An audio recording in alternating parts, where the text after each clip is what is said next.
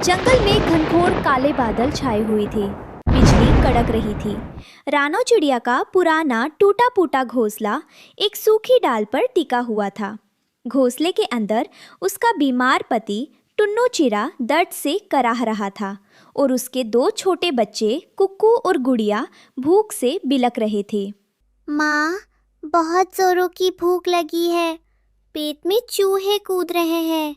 क्या आज भी हमें भूखे ही सोना पड़ेगा? हाँ माँ, कल भी तो बस पानी पीकर सोए थे। देखो ना, बाहर कितना अंधेरा है। मुझे डर लग रहा है। रानो ने भर आई आंखों को छिपाते हुए दोनों बच्चों को अपने पंखों में समेट लिया। वो टूटी हुई आवाज में बोली, नहीं मेरे बच्चों, धीरज रखो। ईश्वर कोई ना कोई रास्ता ज़रूर दिखाएगा। टुन्नू जी, आप कैसी महसूस कर रहे हैं? थोड़ी सी हिम्मत रखिए। टुन्नू चीले ने खांसते हुए कहा। रानो, मैं तो इस बीमारी की वजह से उठ भी नहीं पा रहा हूँ। बच्चों को भूखा देखकर मेरा दिल फटा जा रहा है। काश मैं ठीक होता तो दाना लेकर आता। आप परेशान मत होइए, आप बस आराम कीजिए। मैं देखती हूँ, शायद कुछ मदद मिल जाए। रानो हिम्मत के पेड़ पर रहने वाले कालू कौवे और गोरी कौवी के आलीशान पक्के घोंसले के पास पहुंची। वहां मिठू तोता और भोलू कबूतर भी बैठे मकई के दाने मज़े से खा रहे थे। कालू भाई, गोरी बहन, भगवान के लिए थोड़ी सी मदद कर दो। मेरे बच्चे 2 दिन से भूखे हैं और टुन्नू जी की तबीयत बहुत ख़राब है। मुझे बस थोड़े से दाने उधार दे दो, मैं आते ही लौटा दूंगी। रानो ने गिड़गिड़ाते हुए हाथ जोड़े। गोरी कौवी ने मकई का दाना चबाते हुए तिरछी नज़रों से देखा। अरे हट, आई बड़ी उधार मांगने। रोज का यही नाटक है तुम्हारा। जब कमाने की औकात नहीं तो इतने बच्चे क्यों पैदा किए? चलो भागो यहाँ से, हमारा मूड खराब मत करो। कालू कौवे ने काव काव करते हुए हंसकर कहा।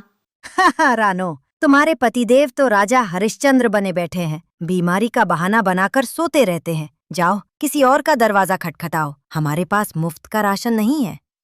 रानो ने उम्मीद से मिट्ठू तोते की तरफ देखा। मिट्ठू भाई, आप तो बड़े नरम दिल वाले हैं। मुझे यकीन है आप मेरी मदद ज़रूर करेंगे।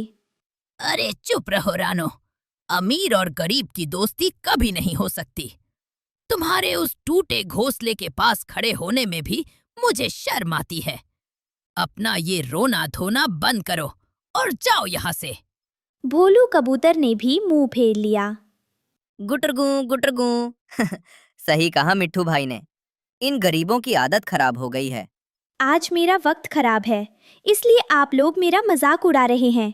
याद रखना, कुदरत का पहिया जब घूमता है तो अमीर को भी भिखारी बनते देर नहीं लगती। अभी रानो अपने घोंसले की तरफ लौट ही रही थी कि अचानक तेज आंधी चलने लगी। आसमान से आफत की बारिश बरसने लगी। हवा इतनी तेज थी कि बड़े बड़े पेड़ कांप रहे थे। बचाओ माँ, बचाओ! घोंसले से कुक्कू और गुड़िया की चीखें सुनाई दी। रानो तेजी से उड़कर पहुंची, लेकिन जैसे ही वो पहुंची, एक जोरदार हवा के झोंके ने उनके टूटे फूटे घोंसले को तिनका तिनका करके उड़ा दिया। रानो, बच्चों को संभालो। टुन्नू जी, कुक्कू, गुड़िया, रानो चिल्लाई। घोंसला पूरी तरह तबाह हो चुका था। रानो का परिवार बेघर हो चुका था। मूसलाधार बारिश में चारों पूरी तरह भीग रहे थे। ठंड के मारे बच्चों के पंख कांप रहे थे। माँ, बहुत ठंड लग रही है। हम कहाँ जाएं? रानो दोबारा हिम्मत जुटाकर कालू कौवे के घर के नीचे पहुंची। कालू भाई, दया करो, मेरा घोंसला टूट गया। मेरे बच्चे ठंड से मर जाएंगे। बस आज की रात अपने घर के छज्जे पर बैठ जाने दो। कालू कौवे ने खिड़की से मुंह निकाला और चिल्लाया। भाग यहाँ से भिखारी। अगर तुम्हें अंदर आने दिया तो तुम्हारी दरिद्रता हमारे घर में भी आ जाएगी। निकलो यहाँ से। उसने जोर से खिड़की बंद कर दी। रानो भागकर मिट्ठू तोते के पास गई। मिट्ठू भाई, मेरी गुड़िया को बचा लो, उसे बहुत तेज बुखार है। तुम्हारी हिम्मत कैसे हुई मेरे घर के पास आने की? भागो, नहीं तो चोंच मार मार कर अंधा कर दूंगा।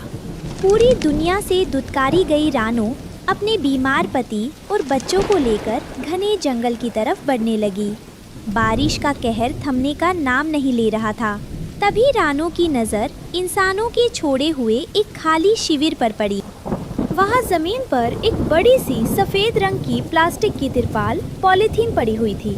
रानो के दिमाग में एक बिजली से कौंधी।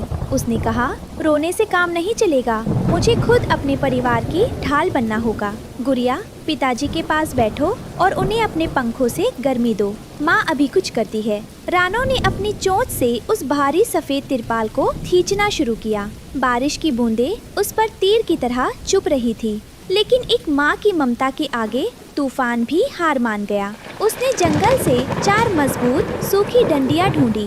टुन्नू ने कमजोर आवाज में पूछा, रानो, तुम क्या कर रही हो? इतनी ताकत कहाँ से ला रही हो? तंबू बना रही हूँ टुन्नू जी। आज कुदरत और इंसान की छोड़ी चीज ही हमारा सहारा बनेगी। रानो ने चारों डंडियों को मिट्टी में गहराई से धंसाया और अपनी चोट से तिरपाल के कोनों को उन डंडियों से बांध दिया। देखते ही देखते उसने इंसानी तर्ज पर एक छोटा सा वाटरप्रूफ तंबू तैयार कर दिया। बच्चों, टुन्नू जी, जल्दी इसके अंदर आ जाओ। जैसे ही पूरा परिवार उस तिरपाल के तंबू के अंदर गया, बारिश का पानी बाहर ही रुक गया। अंदर बिल्कुल सूखा और सुरक्षित माहौल था। कुक्कू ने राहत की सांस ली। वाह माँ, इसमें तो पानी की एक बूंद भी नहीं आ रही। ये तो कालू कौवे के घर से भी अच्छा है।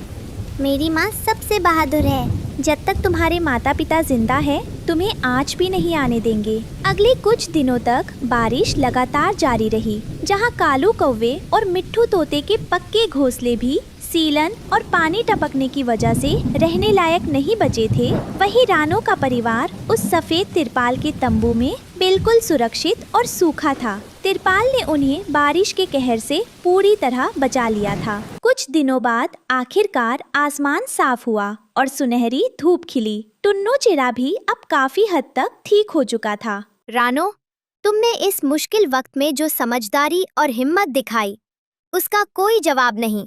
चलो, अब हम मिलकर अपना नया आशियाना बनाते हैं। हाँ पिताजी, हम भी आपकी और माँ की मदद करेंगे।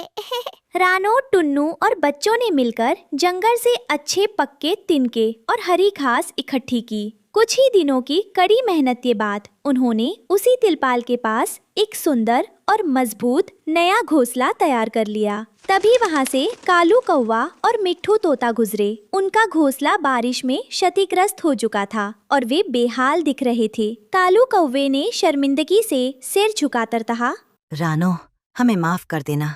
हमने मुसीबत के वक्त तुम्हारा मजाक उड़ाया और तुम्हारी मदद नहीं की, लेकिन तुम्हारी हिम्मत देखकर आज हमारी आंखें खुल गईं।